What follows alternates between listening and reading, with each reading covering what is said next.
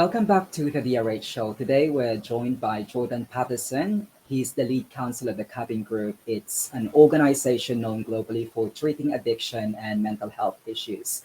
Now, Jordan himself, having grown up with an alcoholic father, brings personal understanding and professional expertise to this field. He is essential to the Cabin's 8-week program, which he will talk about later. Today, we'll be talking about his work, the realities of addiction as a disease, and the journey to recovery.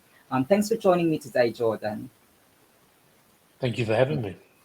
If you could just tell us more about your background, your trajectory in life, and how you ended up doing what you're doing. Okay. So I'm from New Zealand.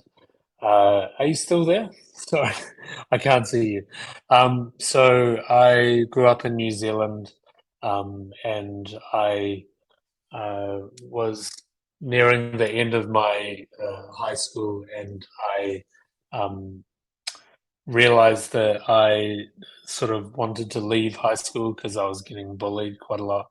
And so I was looking for different things that I could do, and then I found that I could maybe be a counselor. And so when I was about 17, I went for an interview to enter a counseling course with my mum with me, and they said, "You're 17, you can't be a counselor." So I was pretty disappointed, but then they said I could do a diploma in health psychology, and then I did that. And then when I was 18, I wanted to be a counselor, and so do a degree in counseling. And then they said, "You're 18, you can't be a counselor," and I was like, "Oh no!" But then they said that I could do a degree in drug and alcohol studies, which had counseling papers. So I thought, fine.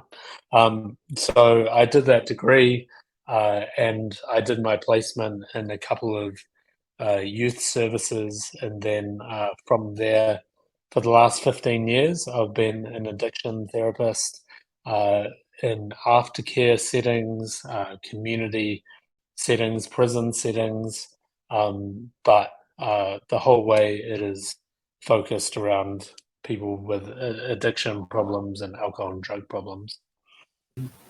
So thank you, Jordan. So based from your experience, how do you address the misconception that addiction is simply a choice and that people who are suffering from addiction are consciously choosing their addiction over everything else? I'm really glad that you asked that, because one of the most important aspects of my job is to provide education. So basically, in a nutshell, how I would explain it is that people who have developed an addiction have a brain disease, and people are triggered by lots of different things. It triggers a very strong urge in the survival part of their brain, where we have our urges to eat when we're hungry, drink when we're thirsty, to have sex. These are our survival needs. And what our brain is basically telling us when we've become addicted and we have these strong urges is that I need to eat, I need to drink alcohol or use drugs or gamble, and if I don't, I'm going to die. You don't consciously think that, but that is the way that your brain is now operating. And so when you have that urge, the rational mind, which is supposed to be your brake, when you think about your goals, your values, the consequences, that's usually what stops us from acting out on the urges that we feel all the time. But actually, when you have an addiction, the thinking starts to become, nobody will know. I can control it this time. Everybody does it. So you'll come up with whatever excuse makes sense to you to then end up using it again, but then it will continue to be a problem. And basically, addiction is a lack of control, and part of that is because of the brain disease, but it also causes consequences over time for that person. And then that person is not able to really sustain change on their own. And so basically, it's a brain disease. That's why it's not really a choice. Yeah. No, absolutely. Thanks for clarifying that, Jordan. And of course, on the path to recovery, your support system, specifically your family, plays an important role. And of course, you are part of the Cabins Family Program. So could you just tell us what does it entail and how does it differ from other addiction programs? Hmm. Um, so we place a really big focus on family support. As you said, they're uh, the most important people in our clients' lives, and family members have been significantly affected by their loved ones' addictions, mostly because of the chronic nature of it. Uh, if this was just a one-off thing, generally families are able to uh, go back to homeostasis. However, when the chronic nature happens over years, families then adjust and play. Family members play different roles, like the detective or the enabler, or um, they play different roles, which then um, they let me try and explain this.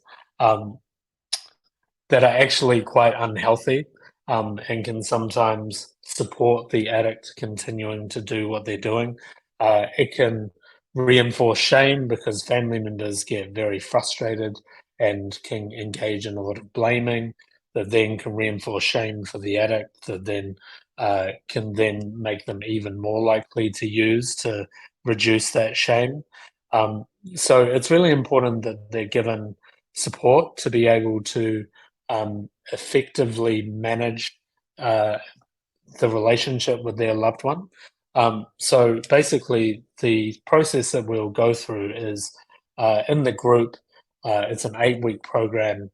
In the first session, it's about building those connections with other family members. Usually, people are very nervous and guarded because it's not really normal to be talking about these issues with others. And so you provide opportunities for people to open up about the feelings that they feel about their loved one, which then helps them feel connected with each other when they've got shared experiences and feelings. Then we talk about addiction and what it is, and really provide them what they need to understand what they're dealing with.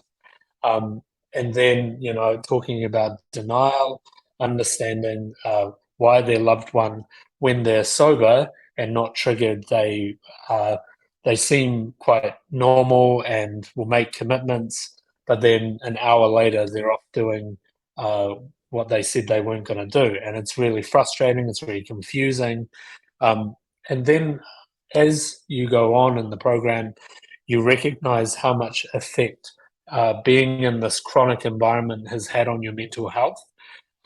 People experience high amounts of anxiety, depression, loneliness.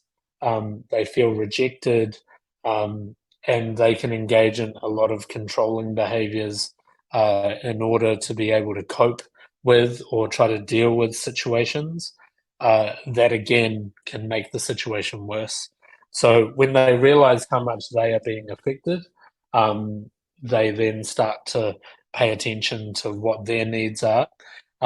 Then it's about being able to set boundaries with their loved one. But a lot of people have no idea what their boundaries are. They know what they should be saying and doing, but then, they'll say, if you don't stop using, then I'll kick you out of the house. But then when they calm down the next day, uh, nothing's changed and they back down. And then that reinforces their loved one to just continue their behavior. And so these people need to be very clear on what their needs and wants are, connected to their emotions, which if you have been in a chronically stressful situation, you become quite disconnected from your feelings and you're more focused on the threat, or, very hyper vigilant. Um, so, therefore, when they're more able to focus on themselves, they can then know what they want and need. They then need to work on how to communicate with their loved one how to deal with when their loved one isn't really following those boundaries and what kind of consequences they need to put in place. Um, and then they need to really focus on themselves because it is a marathon. It's not something that's going to be cured quickly. So they need to be able to know how to maintain their own mental health and self care while being able to manage the relationship with their loved one as well as they can. And from my understanding, Jordan, family members actually found tremendous support and compassion and strength with this program. So, can you tell us more about how do you actually foster such an environment within this program? Um, it's a very good question. Um, uh, we, I think what's very helpful is having family members repeat the program. We've had someone who's come to every family program since we started it about 3 years ago, and they play a mentoring role for the other group members. We've got people that have been in 3 or 4 cycles of 8 weeks, and the kind of uh, the mentoring, the role modeling that they provide. Uh, and it's not just role modeling having the answers, but it's role modeling not having shame and feeling empowered. And I think that that gives our clients hope that if they follow this kind of program, that actually they might be able to change their relationship, they might be able to change their lives, which gives them hope. Um, but in terms of providing that safe environment, I think it's the basics really. It's about uh, giving people an opportunity to talk openly about their experiences, fostering relating between the family members. So it's not just about just like a lecture. It's actually the connecting that is really the most powerful aspect of the program. And as people go on, they get more familiar with the people, and they're able to see other people make changes. They're the changes that they're making are being encouraged. So I think all those uh, tend to make the program really good. Absolutely. Like what you said, it's not just really a lecture, not just about educating them, but also trying to sort of establish a connection to identify what's the root cause of the addiction problem. But Jordan, some people or some families rather might be hesitant or afraid to seek help, or they might feel overwhelmed. So, what kind of advice would you give them to encourage them to start their journey towards recovery and healing? It's a great question. Um, I find that actually it's much harder to encourage family members to seek help than it is to encourage people with addictions to get help. Because people with addictions, clearly they've lost control, and it doesn't take much to make them see that they need help. Whereas family members are the ones that are keeping everything together. They're looking after the kids. They're making sure that the finances are being taken under control, are still under control. So they're engaged in a lot of controlling behaviors, and they feel like if they were to sort of stop and to feel their feelings, if they were to change anything, then everything would fall apart. And so I can understand why people would find it very difficult to reach out and to engage in a program like this. Basically, I would say that the difference between what I'm describing that they're going through compared to people that are going through the program is that one is surviving and you're engaged in a lot of that survival brain where you're in fight, flight, freeze. So very reactive, and things can be very calm, but then they can be very explosive. And so it's like a roller coaster. Whereas if you engage in a program, you learn to be able to manage your nervous system more effectively. being connected and empowered with support, talking about your thoughts and feelings, having information that can actually help you with like what to do. Um, all those aspects can mean that you approach these situations in a much more consistent and calm way. But then often the person with the addiction responds better under those conditions. Um, but you're also more effective in what you try to do to help them. Um, yeah, so uh, it is better to be doing it with a program. Um, but, like there's a lot of stigma and shame that is associated with addiction, and there's a lot of stigma and shame associated with family members because maybe they feel like uh, I should be better. I should be um, better at making my loved one change. There can be even some shame about why are you staying in this situation, uh, and the fact is that um, you generally are staying because you love this person very much, and that's something that is a good thing. Um, it's just that others do not really understand uh, why you're staying and the dynamics that are causing these things. So, um, therefore, it's about being able to, like, it takes a lot of courage to talk about this stuff. However, uh, I can ensure that you will not be judged if you come into the program, that people will relate to you and you'll relate to them, and you will quickly find that is a safe space, uh, and yeah, you'll find it helpful. Absolutely. Now, Jordan, let's talk more about the stigma. You mentioned that earlier, and you mentioned earlier that people who have addiction, they've lost control or it's not their choice. What other common misunderstandings about addiction you often need to clarify for those attending your program?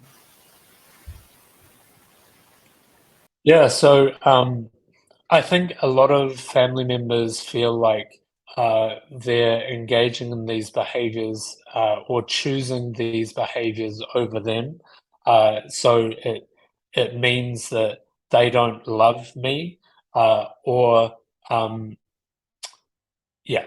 So that is something that people feel, um, and it's very difficult to actually see that in a different way, because even though you might understand it logically, um, still emotionally it hurts a lot and it feels like you're being abandoned and rejected.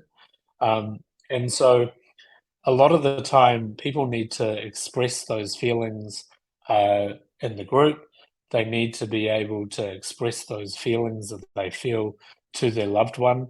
Um, but then once the loved one seeks treatment and is getting better, they then will be able to see the change in behavior, and they'll be able to see that their loved one is able to prioritize them once the disease of addiction is now being put on hold, and they're now engaged in recovery.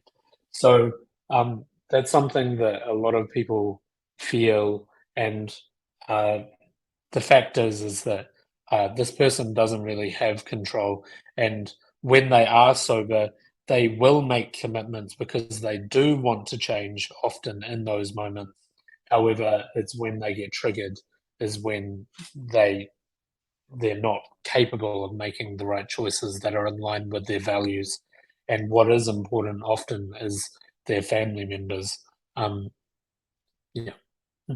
And of course, family members is just one side of the equation within this program. It's also something to do with the participants. And from my understanding is that there's an international mix of participants from the cabin, and you have diverse backgrounds. So could you just talk a bit more how does actually helps the recovery process? I don't know if having a range of cultures necessarily helps, or an international bunch of clients. However, um, what I do observe is that um, people do have so many points of connection around the fact that they're affected by their loved one's addiction. It is quite universal in terms of the feelings that people experience, uh, the way that they try to control um, and the way that they get anxious and angry. And so uh, the fact that it does sort of generalize across cultures maybe reinforces the the the fact that um uh yeah, I don't know what I'm trying to say. Yeah. I You're right suppose there. what you're trying to say, Jordan, is that when you Yes. have lots of international participants, it just kind of makes it puts everything into perspective, that it's more of a human disease and not just restricted to a particular background or a Yeah. particular culture. That addiction has so many faces, it could happen to anyone. Yeah. Did I I really capture like what what you you're trying to say right? Yeah, for sure. And what I was going to also say was we've got different combinations. So we've got uh, parents of children who have addiction. We have partners or wives or husbands of people with addiction. We've got siblings.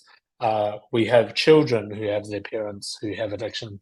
And so there is like a lot of people feel when they're dealing with this on their own is that like their situation is very unique and no one would be able to relate.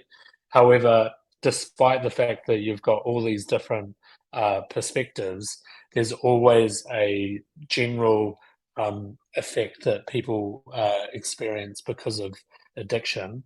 Um, however, uh, there is still room for people to talk about their own individual uh, experience. And I think that it just adds to people's understanding of addiction as a whole. Absolutely. And when you speak to family members, do you also share some self-care strategies or mindfulness techniques to them? Yeah, so the beginning of our group starts with 10 minutes of mindfulness, which is very useful in grounding people, letting go of the day and bringing them into the present moment. And then at the end of our session, we look at what's one thing that they're going to do for themselves. And it's really interesting to observe from the start of the cycle and to the end is that you'll see that at the beginning people really have no idea about what's one thing that I can do for myself. It's just not something that they even focus on. And but as the group progresses, you can see that they become much more sophisticated at being able to like come up with lots of different ways that they can do self-care. But what you can see is that the value placed on self-care increases significantly as the group progresses, which I think is very useful. But then also alongside that, once we get past the boundaries, we're then really focusing in on self-care itself, and all the different like so we'll provide coaching as well around uh, how they can develop a self-care routine and all the other things that are going to help them to maintain their own mental well-being. Absolutely. Now, of course, the journey to recovery, it's quite intense. There's a lot of things that we need to talk about it. But I'd like to wrap up this conversation with some like light-hearted, quite quick-fire questions due to some time constraints. I've prepared some three Yeah, sure. questions for you, Jordan. So first is, what were you afraid of as a child? I was afraid I was geez. Uh, Well, I was afraid that my dad, I dreamt that my dad was going to cut off my man part. and that was terrifying for me for a while Okay, that until I sounds like realized he wasn't going poison. to do that. So yeah, that's the truthful Yeah, answer. yeah, yeah.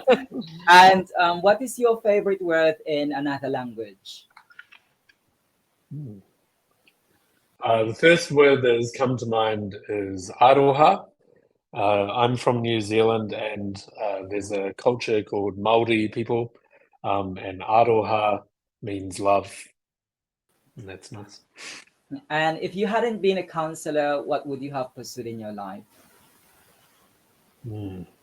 Uh, I wanted to be a zookeeper for a while, and then because I do a lot of dancing now, so I'd probably want to be a professional dancer. Um, yeah, those are my two choices.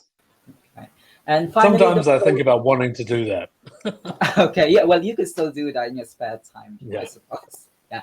And indeed. finally, the floor is all yours. What should people take away from today's conversation? What's next for you? I really appreciate your time. I I'm very passionate about working with families. Coming from my own experience of my dad, um, I went through a lot of um, shame uh, and guilt around working around living with my dad, and um, I was really locked up from my emotions because I didn't really have anyone to really support me with dealing with the effects of having a dad with an addiction. Um, and so uh, it's really important to seek help, and there is there is help out there, and I know that we are really good at what we do in terms of the group work. And if groups are not really something that you want to do, then individual sessions are also possible. Um, so, yeah, there is help out there, and it's important to get help for yourself. Mhm. That's a lovely message to finish off with, Jordan. Thank you for Thank you. sharing to us your journey and your motivation for being a counselor. Jordan Thank you. Patterson, lead counselor from the cabin. It's been a pleasure to have you here on the DRH show, and I look forward to hearing more about your work. Thank you. Thank you very much, Dennis.